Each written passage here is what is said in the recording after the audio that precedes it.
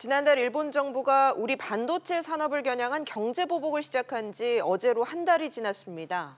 일본은 우리나라를 화이트리스트에서 제외하는 2차 보복까지 감행했는데요. 일본의 도발로 시작된 한일 갈등은 최악의 상황으로 치닫고 있습니다. 관련 내용 정윤영 기자와 알아보겠습니다. 자, 정 기자, 지난주 금요일이었죠. 일본이 우리나라를 수출 심사 우대국 명단인 이른바 화이트리스트에서 배제를 한 거죠.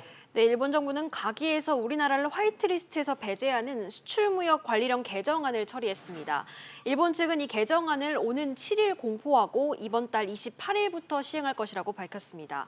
관리령 개정으로 식품과 목재를 제외한 거의 모든 품목의 한국 수출은 개별 허가 대상으로 바뀌는 등 수출 절차가 엄격해집니다. 실질적으로 이 857개 품목에 대한 우리 기업들의 수입 절차가 복잡해지는 겁니다. 네, 벌써 한 달이 됐습니다. 일본의 경제 보복이 지난달 초부터 시작됐죠. 네, 일본 정부는 지난달 4일에 우리나라 반도체 공정에 꼭 필요한 핵심 소재 3가지에 대한 한국 수출 규제를 시작했습니다. 지난 한 달간 일본 수출 기업들이 3개 품목에 대해 수십 건의 수출 허가를 신청했지만 일본 경제산업성의 허가를 받은 곳은 없는 것으로 알려졌습니다. 때문에 우리 기업들이 소재를 확보하지 못해 반도체 생산에 차질을 빚을 수 있다는 우려가 커지고 있습니다. 네, 일본의 이런 경제 보복 조치에 우리 정부도 맞대응을 준비하고 있죠. 네, 일단 우리 정부는 일본을 화이트리스트에서 제외하기로 했습니다. 또 한일 군사정보보호협정 지소미아 파기가 검토되고 있습니다. 지소미아는 북한의 위협에 대응하기 위해 한일 간 2급 이하 군사비밀은 미국을 거치지 않고 공유토록 한 협정입니다. 1년 단위로 연장되고 한쪽이 연장하지 않겠다는 뜻을 통보하면 자동 폐기되는데 올해 연장 시한은 이번 달 24일입니다. 또 우리 군은 이번 달 독도 방어 훈련을 실시하는 방안을 검토 중인 것으로 알려졌습니다.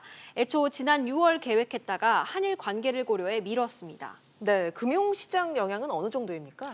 네, 일단 외국인 투자자들이 지난 한 달간 이 국내 반도체주의 대표 주자인 삼성전자와 SK하이닉스 주식을 약 2조 원가량 사들인 것으로 나타났습니다.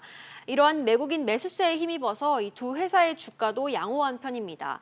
일본이 반도체 산업을 정조준해서 수출 규제에 나섰지만 외국인 투자 심리에는 큰 영향을 미치지 못한 겁니다.